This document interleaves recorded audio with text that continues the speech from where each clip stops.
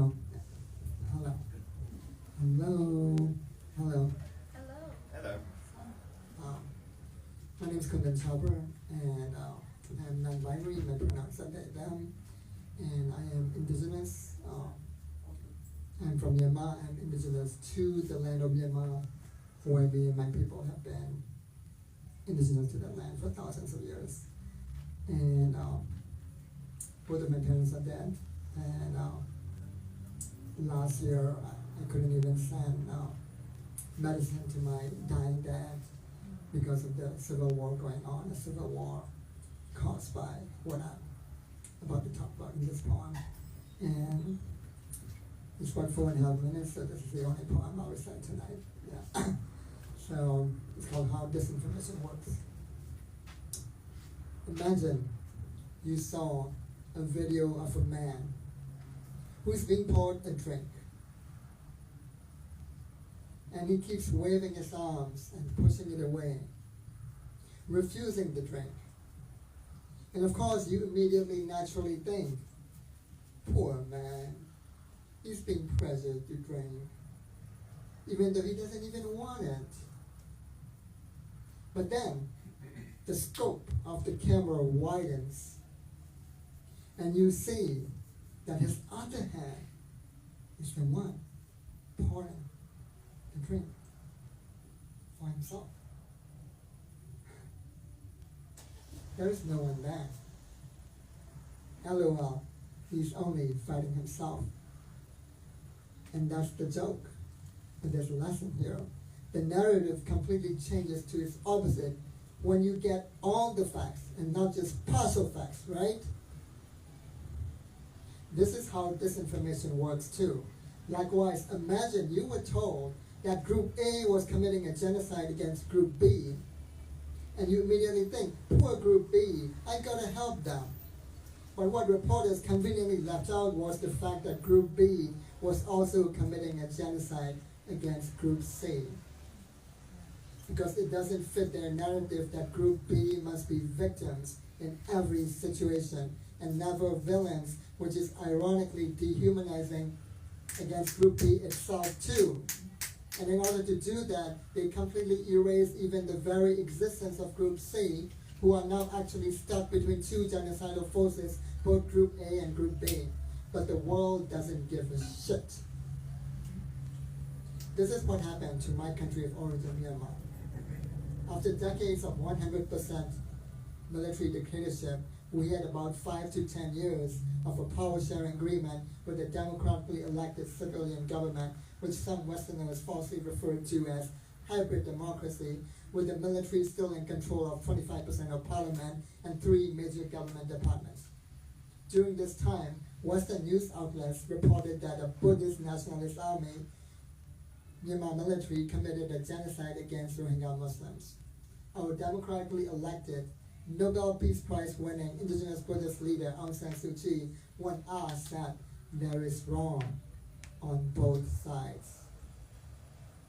Then she was demonized and even falsely equated with Trump and his words, there are fine people on both sides.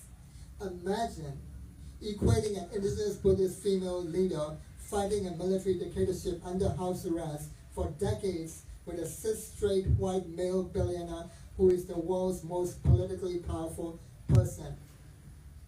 The bigoted audacity. But when you widen the scope of your hypocritical virtue signaling camera, you find that she was absolutely right, because the Rohingya Muslim colonizers who had colonized that land for centuries, for more than 1,000 years, actually committed a genocide against Rohingya Hindus and other non-Muslims. They killed the indigenous Hindu men and boys, raped the Hindu women and girls and trans people, forcefully converted them to Islam, forcefully married them, and kidnapped them and trafficked them to Bangladesh. And this wasn't even the first time. This has been happening for over 1,000 years and counting. In this fight, they also hit Myanmar military targets. And of course, the Myanmar military, being the cruel people they are, retaliated and escalated disproportionately. But they don't care that they are Hindu or Muslim. They only care that they are Rohingya. So now the Rohingya Hindus are stuck between two genocidal forces. But do you ever hear their story, the story of the Rohingya Hindus? No, because it doesn't fit the narrative that Muslims must be victims in every situation and never perpetrators, which is ironically dehumanizing and racist against Muslims too, but even more unjust against the people they have genocided. And no, the Myanmar military is Marxist, not Buddhist nationalist.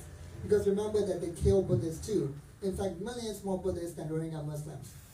This is the problem with your ironically genocidal good, evil, false binary and its substance. In your worldview, everyone is either a victim who must be defended in every situation at all costs with zero nuance, or a villain who deserves to be wiped off the face of the earth. The problem is that your government and media have falsely villainized so many victims for centuries, and you fall for it every single time, leading to worldwide destruction of countries, including mine. All that media frenzy destabilized the fragile, democratically elected civilian government, because when the Marxist Myanmar military saw that there is no global media support and moral support for that civilian government, it emboldened them to stage a coup 4.5 years ago. And there has been civil war since, because the people have had enough. So stop sharing without verifying, because real life is not Hunger Games, nor Star Wars, which are all ironically imperialist propaganda designed to propagate and reinforce the good, evil, false binary. Stop being such naive, useful idiots, because real life is not a fucking movie.